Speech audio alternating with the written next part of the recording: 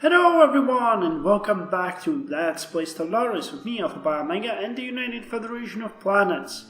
So the Zindi Council Ascension process. Greetings Prime Minister Silar.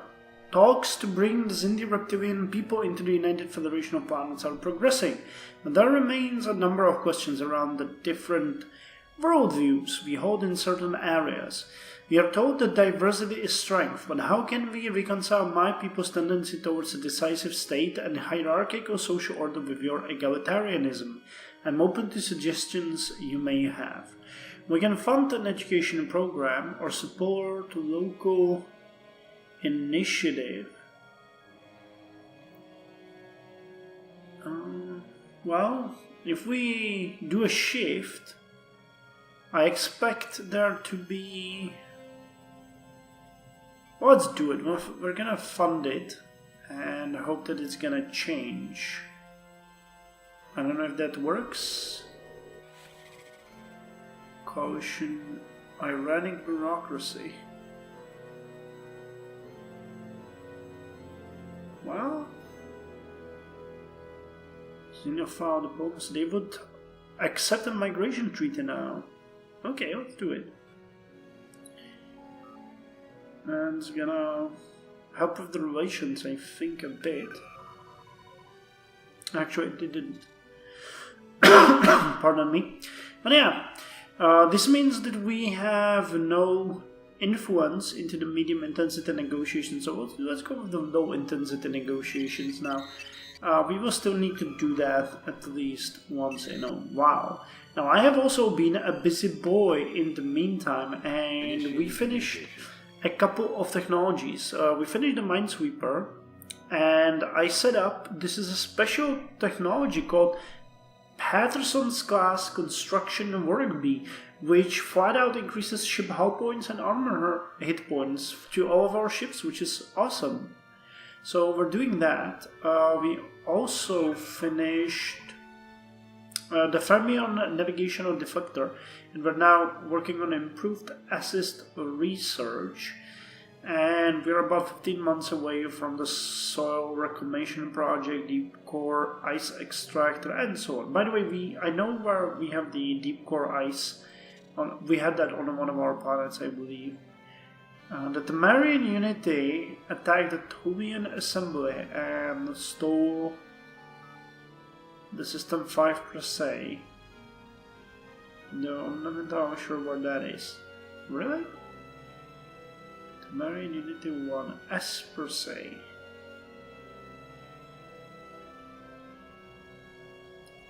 I'm not really sure how that works. What do you want? Crayor Sanctum, research agreement, sure. We are willing to research with you. It's actually a pretty cool thing to do. Well, as I was saying, we're working heavily on research, and I started funding, I think, this fleet, Desnia? Yes, Desnia. So we are upgrading the 6th fleet to, or reinforcing the 6th fleet to maximum power. But I kind of thought that it might be fun to design a new destroyer. So I'm working on that right now. I have put in 2 medium coherent phasers Mark II, which do a bit more shield damage, a bit less hull damage. And we have light Type 6 photon torpedo launchers, plus 4 dedicated turret phasers. Now we need to figure out what we're going to put on there. It's a tactical destroyer, so I think an ablative armor might not be a bad thing. Shield generation generator is useless. We do have shields. Weapons. I like the EPS relays, so let's have those. And what is this? Multitronic secondary computer core or an inertial damper. Now let's have a higher chance to hit. Shield emitter. I like the operation secondary command station. That one discovered. means that ships can fix themselves completely. And you're going to be called some nice Star Trek-y name. We had Miranda, Norway class.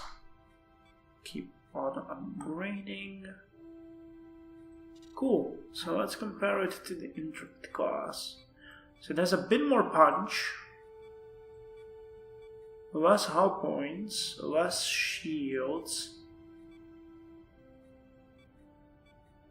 and less armor. But a bit more punch. So we're gonna build 2 Norway class ships here. I'm gonna get rid of these destroyers and get 2 Norway class destroyers. Now, our fleets have been fully repaired, though I don't know. Oh, that's because we get the technology. Yes. That increases our hull points. And what can we do now? Mining station build cost minus 43%. Super cheap. I don't think. Private engineering contractors. As space travel becomes more commonplace, competing citizens often believe they can do things better and faster than each other. By outsourcing the creation of mining stations to these contractors, we can lower the overall cost outlay while still maintaining the income. Sure, let's get that. Data will take care of it. He's on level 4 now, increasing research speed. So that's pretty cool. Our fleets have increased their strength, the 3rd fleet still being the strongest. The Sagittarius A fleet. I have in mind of sending them down here to battle that sector, or maybe some other. Damn, the war between the Charnites and the Romulans is still going on. I think they reclaimed some of their sectors, and hey, we passed through a number of systems and still haven't seen a single cube. That might mean that there is no cube. Right, the Vault War system is partially occupied. I'd be happy to say that destroyed the Vault War and the Prey War, but let's see. Scientist Gabriel Ramirez had died at age 108. Snap. She died in Arcturus system. Go back to Zeta Hercules. I'm gonna keep that. The energy situation is getting a bit desperate, but we've been trading like crazy, so we can get what we are losing in various treaties and trades and stuff like that. And coalition, that's nice. Nothing relevant to report here. I like that the council... No, it's the Liberation Watch, right? Which one? Yeah, it's the Council of Exobiology. They give us boost when we enter a coalition, and when we incorporate the people, it just drops down to 0. So it's kind of fun. How's this going now? We do have a ship going there, don't we? Wait. Oh, you were supposed to go there. Oh, okay. Let's get you up there. So that's why it kept bugging me. What time? 264 days. And we have 528. Okay, that's fine. We can do that. Well, we finished the geoengineering technology, which makes me happy. And let's see what we can do now. Atmospheric manipulation! Nice changes in terraforming, ground particle cannon. I don't like that. Let's go with atmospheric manipulation. I am not entirely sure if we can now start terraforming, but let's check out what the technology does. Can't reform any of you. Huh. Okay, turns out I can't terraform anything. Okay, this is a big adventure for me, honestly. I'm interested in how this is gonna go. But we can get some of that super solid ice stuff. I don't remember where it was. Let's get the minerals. There were some of these resources that we are not harvesting. Super solid ice is one of those. I remember I saw it somewhere. Terra Nova, Massage, Gem. No, it was. Damn. Okay, maybe I didn't see it anywhere. It's just my misunderstanding. And sectors missing resources. It's not Turing. I'm surprised. I'm actually shocked. It's Algorab. Algorab, which also has really deep energy trouble. Crap. Where can I find you, Algorab? We've had that. Oh wait, it's you. I remember now. We thought I fixed that. Okay, we have guys here not working, and we really do we need this? That's a question. Habitable is 100%. And the Paradise Dome.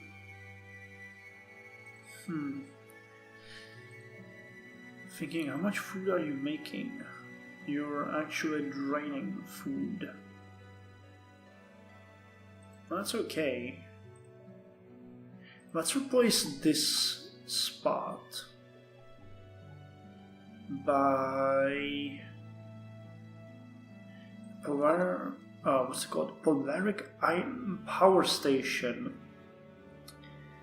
We'll put you here to get us a bit more energy. So that's 8 and 6. That's 14. I think it said that you are lacking 14. Okay, now you're lacking 3. So maybe I didn't need to go that crazy. Let's replace it with a regular power plant. That's gonna be enough. We don't want to reduce the habitability. How is the Tonch Laos sector doing though? Well, I'm building like crazy, trying to get these power plants up. We have 1, 2, 3 to be built, and then we have the power hub here. Population is slowly increasing, but we're starting to get a bit of unrest. That sucks! That sucks. How bad is it though for you? It's ring 16. And Antares Prime is also hemorrhaging energy. Damn it, game, you don't leave me that much of a breathing space. I really need to fix this somehow. Crap. We really need to colonize places like the Wolf 359 and other sectors where we could get some decent energy production. I'd like to colonize, for example, Trappist 1H and the other one, but that means it's just Gnocoploran everywhere, and that is a bit too much for me. Well, the Federation Council is back, and we can go and incorporate the Zindi. Wait, what the hell? Oh, we ran out of energy! Crap! I did not notice that. It had to happen right about now. Okay, time to do some shenanigans. Damn, really? How did I miss that? I don't know, but I did. So instant transfer, and we'll give you a research agreement. No. Okay, so you already do have it. Research agreement. Instant transfer of 2,000 minerals. And you will give me as much as you can. Okay, that's too much, obviously.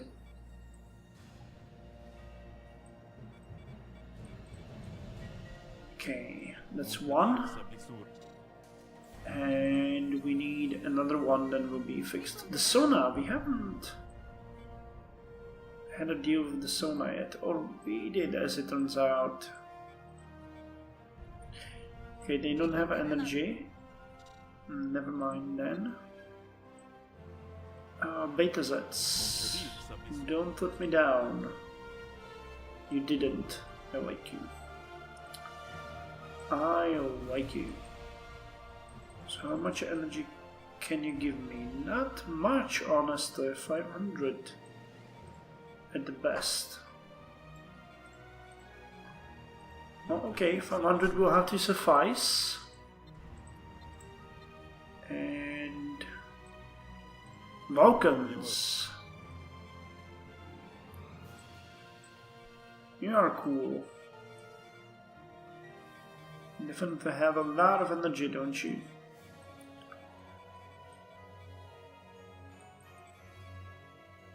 1,500. Okay, you do.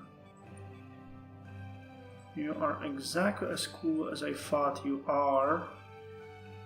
So, nice. Let's unpause this and bask in the glory. Okay, so now we can go with medium intensity negotiations. And we finished the technology, improved assist research, and we can go with a number of other technologies. There's still the weapon miniaturization, but we get a fast modulating force field. Modulating shields reduces the shield and armor penetrating of all enemy weapons in range. Huh, it's not bad for anti-Borg ships, I guess. But I think I'm gonna go with the dedicated phaser level 3, because that is something that I think will boost the strength of all of our stations. So let's do that one. And in the meantime, let's see who declared war on who. The Tsanseki declared war on Cardassian Union. Okay, well, the Cardassian Union for some time has been occupying the entirety of the Bajoran Second Republic. I don't know exactly what they plan to do with them in the future, but well, I guess that's something we will have to see. Now, diplomatically saying, we need to find a couple of suckers that would pay for our research agreement. Okay, so we already paid the Brunali. Okay, they also have it. Man, I'm starting to get into a really iffy situation here. Okay, that's cool. And how would the money for transfer go? So you would give me 4.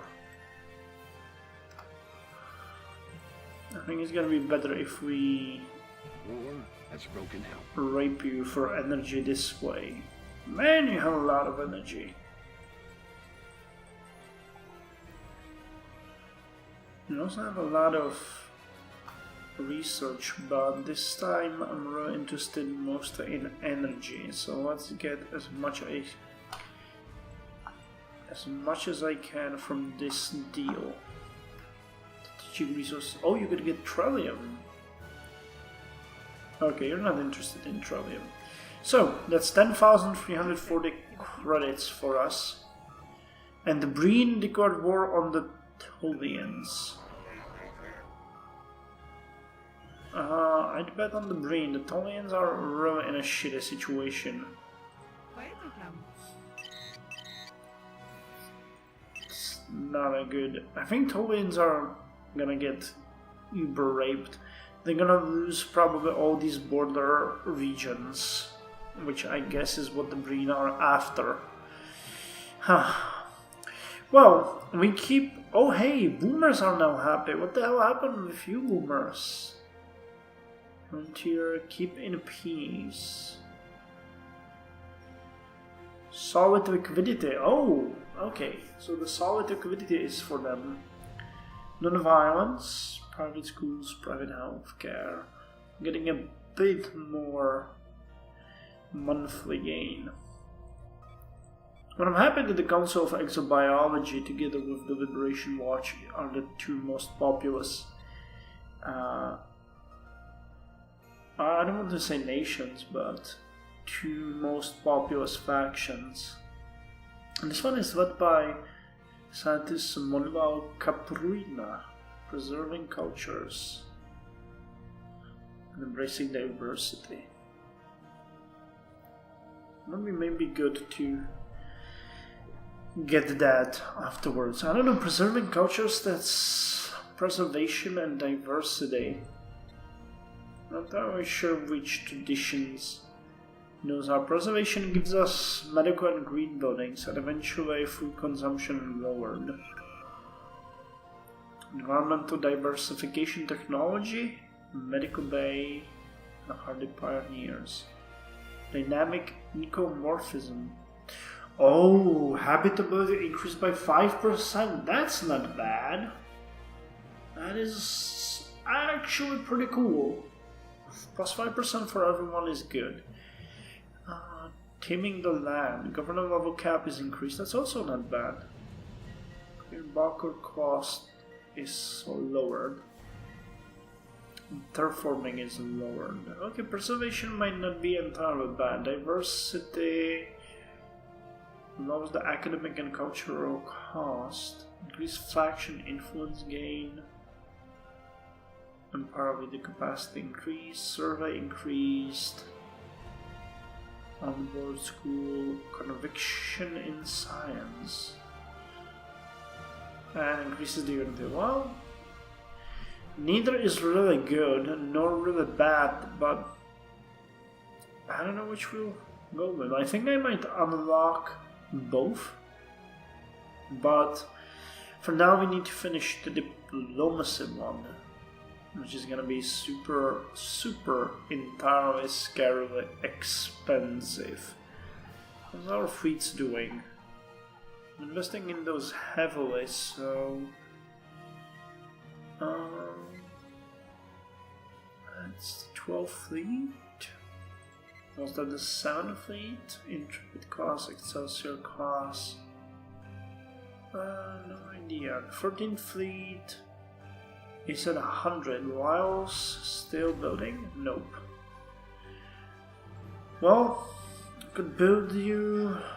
We have 3 battle cruisers here, and a cruiser and 1 destroyer. So this one would best be finished by building 5 destroyers. So let's build 2.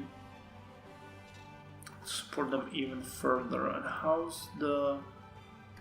Oh, the Borg are really not... Okay, I wanted to say that they're not expanding, but they are. They expanded down here. Viridian Diaspora and Husnok Ascendancy. Are you at war with both of them? And we haven't really seen any Borg vessels. I would like to show them to you guys, but... Well, I'll have to do it some other time. Or in some other episode. So I'll see you in the next one.